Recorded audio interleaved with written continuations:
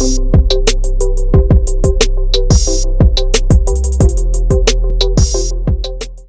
we're moving right along here with our patient assessment.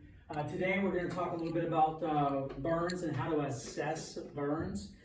In the pre-hospital environment, we use the rules of 9 as well as the rule of palms to kind of determine the severity of our burns.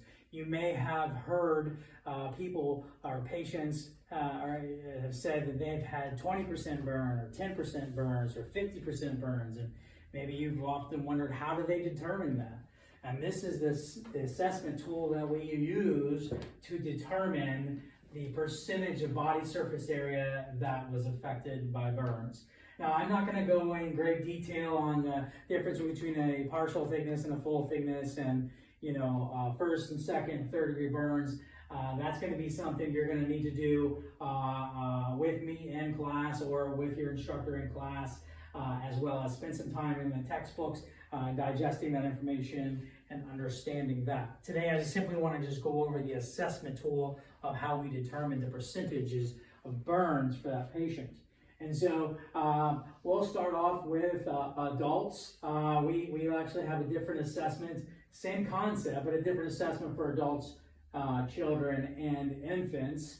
And that is because with an infant and a child, they have a larger body surface area on their head. And so we'll assign a different value to that, and you will need to know those values and memorize that. But let's begin here. So with an adult, when we look at a patient's head, the entire head is 18%. But we will look at it from the front side of the head as 9%, and the back side of the head is 9%. Both, if you add them together, if there was burns throughout circumferentially all around the head and face, that would be an 18% burn, right? However, if you had just an upper head, like let's say somebody just burnt their scalp, then that would just be a half of 9, which is 4.5. It was just on the front side and the upper. But if it was on the front upper side and the back side going all the way around, that would be a total of 9% right there, okay? Not 18%, because it's only the upper part.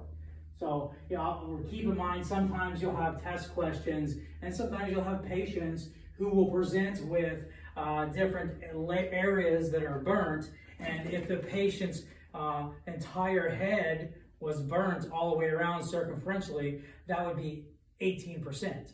But if just half of the patient's frontal part of their face and head and scalp was all burnt, that would only be 9%. But if you cut that in half, right, and only like just below their nose and their mouth and face was burnt, that would only be 4.5%.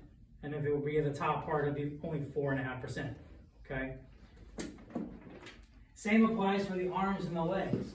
If you have, if you look down at the legs, the entire anterior or front portion of the leg is actually 9%.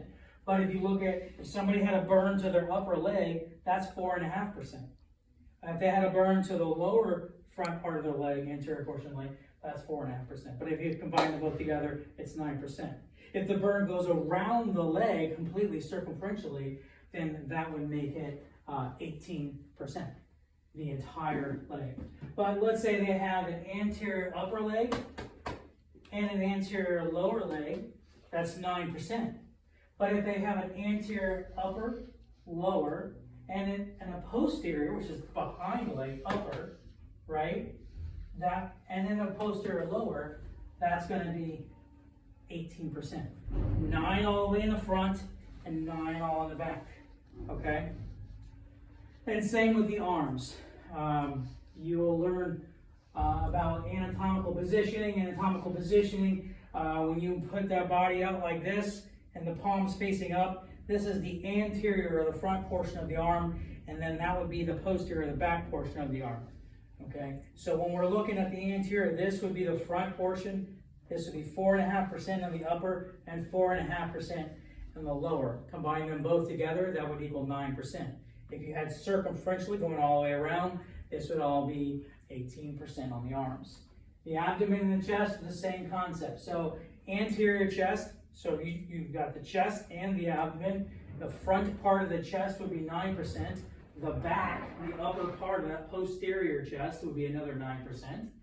And same for the abdomen. The anterior front part of your abdomen is 9%, and the posterior aspect of the abdomen, of the abdominal cavity, your back would be like lumbar area, would be another 9%. Another quick way of trying to determine the percentage of the body surface area that's burned is by the rules of palms. And so what we'll do is we'll actually use the patient's palm and interpolate. Now that doesn't mean you take the patient's palm and start placing it all over their body to try to measure how much. You're going to have to look at and kind of interpolate the size of your patient's palm to get a general idea of the body surface area that is involved. And the reason why you want to use a patient's size is because obviously if I were to use my hands to measure the surface area on a baby, I might give it 1%, but for that baby, it actually might be larger than that. So it has to be that patient's palms. And one palm is about 1%, okay? So moving right along here, so when we're looking at the child, an infant, so the child, the head is 12%, whereas you notice that an anterior posterior entire head is going to, for an adult, is 18%.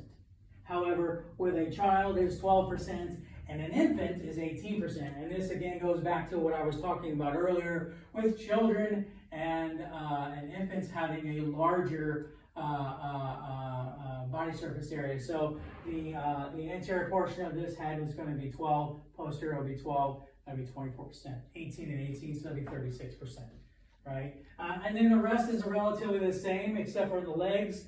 So if you come down here to the legs, the arms, so you're looking at 16.5% for the legs for a child and 13.5% for infants, okay?